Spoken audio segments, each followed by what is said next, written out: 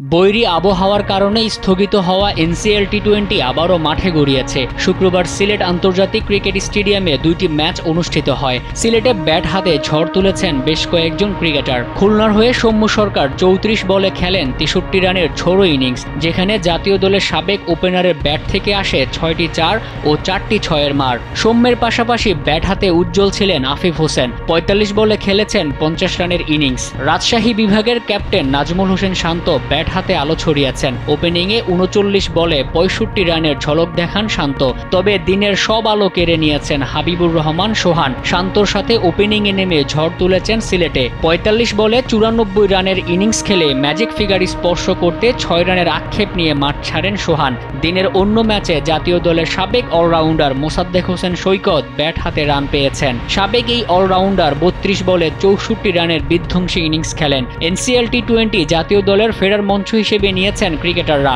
ব্যাটে এমন ঝড় তুলে হয়তো জাতীয় দলে ফেরার বার্তাও দিয়ে রাখলেন সৌম্য মোসাদ্দেকরা।